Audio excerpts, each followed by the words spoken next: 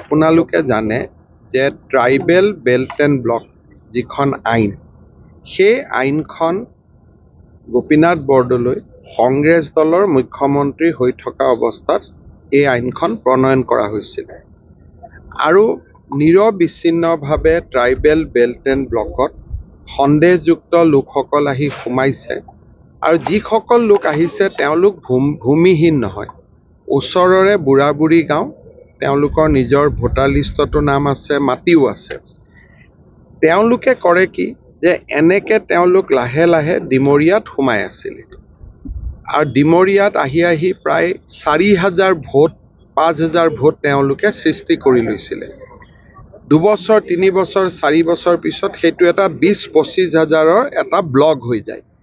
তাৰপিছত তেওঁলোকে ৰাজনৈতিকভাৱেও সিদ্ধান্ত ল'ব আৰম্ভ কৰে আৰু যেতিয়া 25,000 মানুহ হৈ যায় তেতিয়া ৰাজনীতি কৰা মানুহসকলে এভিকশ্যন কৰিব নিদিয়ে, কাৰণ তেতিয়া তাত অভিয়াছলি এটা ইমান ডাঙৰ ভোট বেংক, গতিকে মানুহে এভিকশ্যন কৰিলে যি পাৰ্টিয়ে নহওক আপত্তি কৰিব যে এইখিনি এভিকশ্যন কৰিলে আমাক ভোটাৰে বেয়া পাব।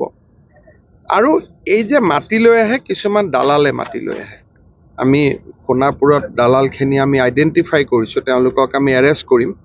মানুহবিলাক নিজেও নাহে, অলপমান পইচা লৈ দালালবিলাকে আনি বহুৱাই দিয়ে। আৰু এই যিটো ট্ৰাইবেল বেল্ট এণ্ড ব্লক, এইটো গুৱাহাটীৰ নিচেই ওচৰত, গতিকে এই বেল্ট এণ্ড ব্লকটোত যদি এইটো অৱস্থা হৈছে, বাকী বেল্ট এণ্ড ব্লকত কেনেকুৱা অৱস্থা আমি নিজেই বুজি পাব পাৰোঁ। চৰকাৰে প্ৰচেষ্টা লৈ আছে আৰু যোৱাকালি গোটেই নিশা আমি একশ্যন লৈছোঁ। আজিও DGP তাত গৈছে, কালি এবাৰ সময় হ'লে ময়ো যাম আৰু আমি তাত ট্ৰাইবেল বেল্ট এণ্ড ব্লকত যিমানখিনি সন্দেহযুক্ত নাগৰিক আহিছে আমি গোটেইখিনিক উচ্ছেদ কৰিম। যিখিনি শ্লোগান কালি তাত দিছিলে সেই একেখিনি শ্লোগান আপোনালোকে বাংলাদেশত যিটো ঘটনা হৈছিল, বাংলাদেশত যিবিলাক শ্লোগান ইউজ কৰিছিল, ছেম শ্লোগান যোৱাকালি সোণাপুৰত ইউজ কৰিছে। ৰেলগাড়ীও ৰখাই দিছে, আপ এণ্ড ডাউন কৰিব দিয়া নাই, ৰেলগাড়ী ৰখাইছে। আৰু আপোনালোকে দেখিছে যে সৰু বাচ্ছাৰ পৰা বয়সস্থলৈকে চবৰ হাততে লাঠি দা, চবৰ হাততে আছিল।